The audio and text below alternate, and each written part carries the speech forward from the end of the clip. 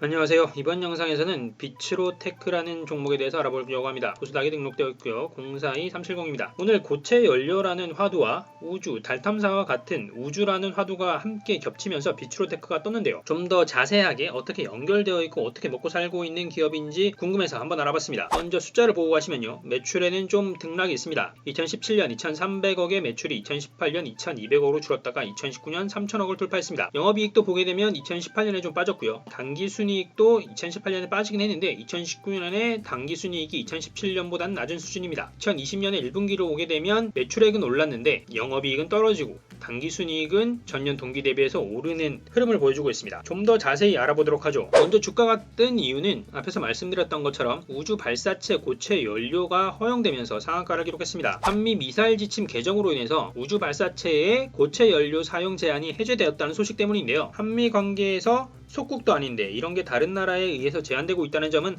답답한 부분이 있긴 하지만 일단 경제와 주가만 다루기로 하죠. 좀 더 자세히 정부에서 발표한 내용을 보게 되면 먼저 기존 미사일 지침에 대해서 보는 것이 필요할 것 같습니다. 기존 미사일 지침의 경우에는 로켓 엔진이 낼 수 있는 총 에너지 양은 1초당 100만 파운드로 제한했다고 합니다. 하지만 발사체를 우주로 보내려고 한다면 5천만에서 6천만 파운드를 1초에 내는 것이 필요하다고 하는데요. 여기에 한참 부족한 수준으로 제한해둔 것이죠. 이게 해결되지 않으면 파운 둘째치고 우주에 관한 기술력과 연구는 계속해서 뒤처질 수밖에 없었겠죠. 그리고 이것이 대통령에 의해서 지시가 되었고 9개월 동안 미국 측과 협의를 해서 사용 제한을 해제했다고 합니다. 이 효과로 군사 정찰 위성을 우리 손으로 쏘아 올릴 수 있게 된 것으로 평가하고 있고요. 아직은 이상적이긴 하지만 민간 기업과 개인 그리고 인재들이 이쪽으로 모여들기를 기대하고 있는 것도 보입니다. 이것이 실제 현실화되는 것까지는 모르겠지만 그래도 나름 우주를 꿈꿀 수 있는 환경이 조성되고 있는 것은 맞아 보입니다. 그리고 이 같은 이슈로 우주항공 관련주가 뜬 것이 이번이 처음이 아닌데요. 2013년에 나로호가 발사되면서 관련주의 주식이 올랐습니다. 그때 당시에도 비츠로테크가 있는데요. 비츠로테크는 엔진과 터보 펌프 개발에 참여를 하면서 가격 제한폭, 그러니까 이날도 상한가를 기록했던 경험이 있습니다. 그럼 비츠로테크는 우주 관련 사업을 주된 사업으로 하는 기업일까요? 실제 우주와 얼마나 연관이 있는지 한번 알아보도록 하죠. 회사의 개요를 보면 몇 개의 자회사가 있는데 같은 일을 한다기보다는 연관된 산업에 속해져 있는 것으로 보입니다. 특히 우주 관련해서 관심을 가지고 있는 지금 눈에 띄는 회사는 비츠로 넥스텍이군요. 주요 사업으로는 전력기기 사업, 그리고 특수 사업, 그리고 전시가 아니라 전지가 맞습니다. 1차 전지를 제작하는 전지 사업으로 나뉘어져 있습니다. 이에 대해서 좀 더 사업의 내용에서 자세히 보게 되면요. 먼저 전력 사업에 해당되는 기업은 바로 모회사로서 역할도 하고 있는 비츠로테크입니다. 그리고 특수 사업은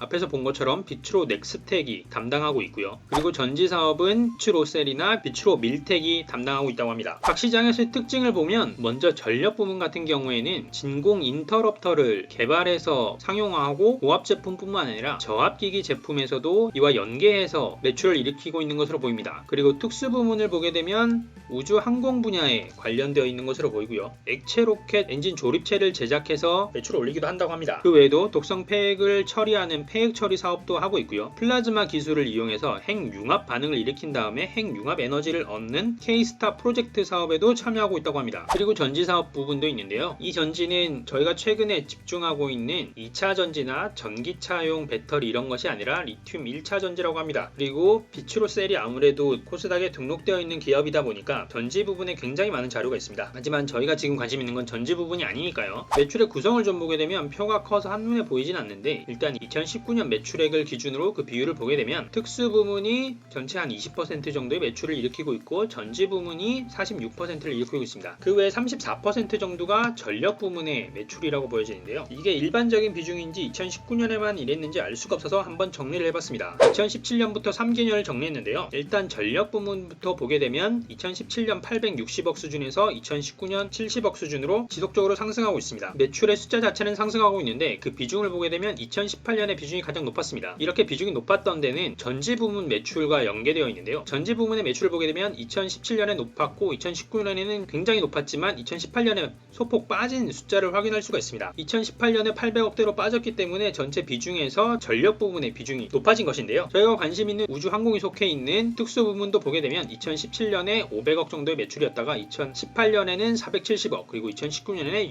600억 정도의 매출을 달성하게 되었습니다. 이렇게 보면 앞에서 HTS에서 본 숫자가 왜 춤을 췄는가 했더니 바로 전지 부분의 숫자가 빠졌기 때문으로 보입니다. 그리고 제가 이 주식에 관심을 가졌던 이유, 바로 우주항공 부문은 이렇게 보면 매출 자체에서 크게 영향은 없어 보입니다. 생각해보면 당연할 수 있는 게 한국에서 우주항공이라고 하면 국가 사업이 대부분인데 정책에 따라 매출이 들락날락하는 사업을 가지고 안정적으로 운영한다는 것은 불가능에 가까운 수준이 되겠죠.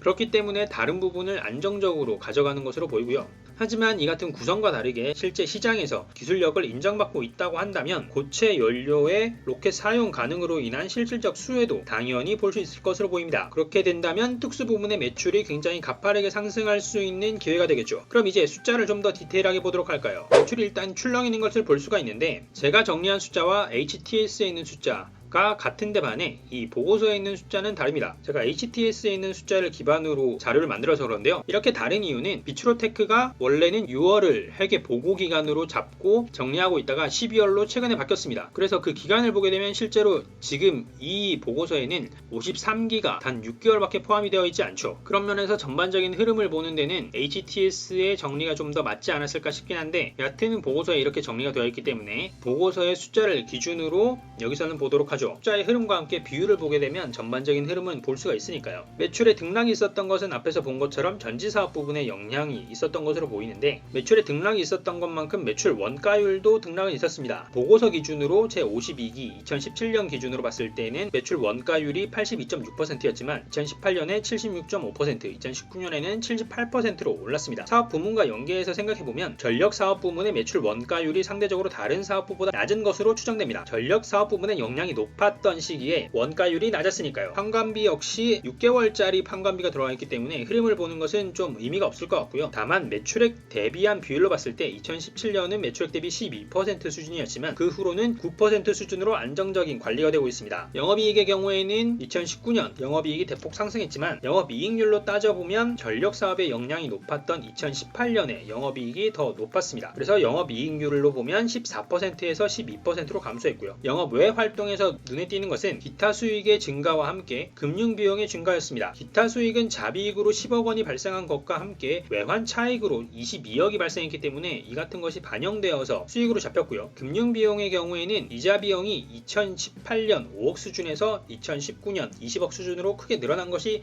영향을 끼쳤습니다. 매출이 늘긴 했지만 언제나 그렇듯 적어도 여기서 보이는 이자 비용의 증가는 우려스러운 부분일 수 있고요. 이 같은 비용에 영향이 있긴 했지만 매출액 자체가 워낙 크게 증가했기 때문에 당기순이익은 보고서 기준으로 53기를 대비했을 때 2배 정도 늘었습니다. 약 300억 정도의 당기순이익을 기록하게 되었죠. 재무상태표에서는 유동자산의 증가 추세가 먼저 눈에 띄었는데 매출채권의 증가가 인상 깊었습니다. 그리고 현금성 자산과 단기금융상품이 증가했다는 것도 유동자산의 증가에 영향을 끼쳤고요. 이것들은 매출의 증가에 따른 영향으로 해석됩니다. 비유동자산에서는 흐름상에서도 개별 계정에서도 크게 눈에 띄는 부분은 없었고요. 부채에서는 부채 총계가 유지되고 있었는데 단기 차입금이 늘어난 것이 눈에 띄긴 했지만 장기 차입금과 상쇄돼서 보면 될 것 같고요. 이같이 보자면 이자 비용이 크게 발생할 부분이 없어 보이는데도 불구하고 손익계산서상에서 이자 비용이 높게 발생한 점은 의문이 좀 남는 부분입니다. 자본 계정에서는 딱히 눈에 띄는 내용이 없었고요. 그럼 최근 보고서도 한번 보도록 하죠. 매출은 일단 전년 동기와 대비했을 때 한 약 2% 정도 올랐습니다. 그리고 매출 원가는 감소했는데 숫자만 감소한 것이 아니라 매출이 올랐음에도 불구하고 감소했기 때문에 매출 원가율 자체도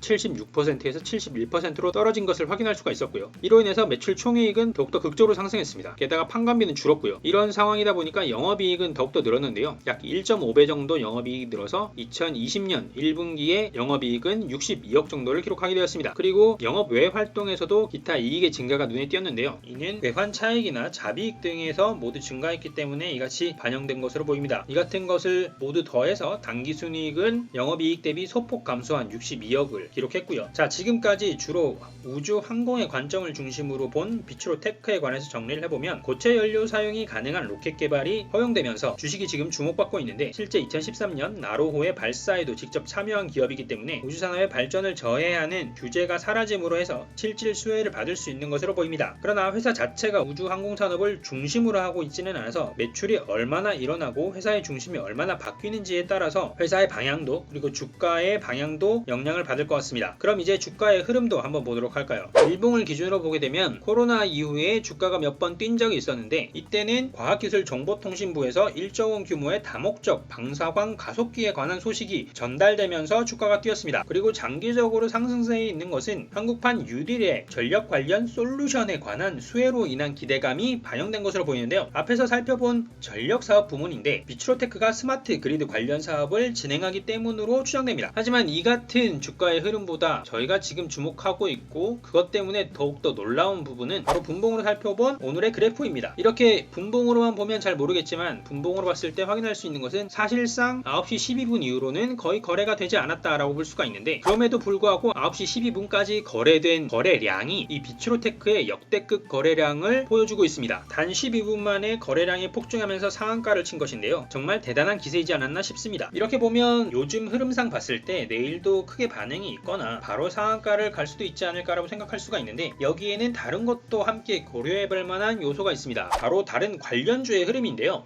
비츠로테크가 단 12분 만에 상한가를 찍는 수준으로 엄청난 거래량을 보여준 반면에 고체연료 관련주로 분류되는 다른 주식은 그렇게 강하진 않았습니다. 한화 같은 경우에 시초가를 16%로 잡고 나서 꾸준하게 밀려서 시초가를 회복하지 못하고 눌렸고요. 한화 에어로스페이스 같은 경우에도 시초가를 높여 잡고 장 초반에 10% 가까이 갔다가 그 뒤로 밀린 다음 올라가지 못하고 결국에는 1% 상승한 수준으로 마감했습니다. 그 외에 다른 주식도 대동소이한 흐름을 보였죠. 이 같은 관점에서 봤을 때 고체 연료의 제한이 해제된 것은 산업에 관한 이슈인데 종목 하나만 비츠로테크만 지나치게 뛴다는 것은 쉽지 않은 부분이라고 생각합니다. 물론 이는 내일의 관련주들의 흐름도 함께 보긴 해야겠지만 내일 다른 주식들의 반응에 따라서 비츠로테크의 향방도 결정될 수 있지 않을까 싶습니다. 그리고 이같이 상승하는 주가를 볼 때 저희가 환상에 빠지기 쉬운 것이 바로 바이오주의 영향인데요. 최근에 바이오주들 같은 경우에는 이렇게 상한가를 기록하면서 꾸준하게 상승하는 경우가 종종 있었습니다. 코로나, 백신 등에 대한 기대감을 바탕으로 미친듯이 오른 종목들이 꽤나 있죠. 하지만 비츠로테크는 바이오가 아닙니다. 지금의 이슈가 잘 풀려서 실제 수혜를 받는다고 하더라도 제조업이기 때문에 단시간에 매출이 확장되거나 하는 데는 한계가 있기 마련이고요. 이 같은 것을 감안한다면 삼성중공업 우선주와 같이 비합리적인 급등을 기대하는 게 아니라면 조심히 진입해야 되는 게 맞아 보입니다. 그래서 종합적으로 제 개인 의견만 정리해보자면 아무래도 우주 개발에 직접적으로 관여를 하고 있는 비츠로테크이기 때문에 당분간 오를 수 있다는 추정은 가능하지만 바이오의 환상에 사로잡혀서 당장 길게 상승한다고 보는 것은 어렵다고 생각합니다. 어느 주식이건 간에 추세를 보면서 대응해야겠지만 급등하다가 쉬어가는 국면을 맞고 다시 실질적인 수혜가 발생할 때 올라가지 않을까 싶습니다.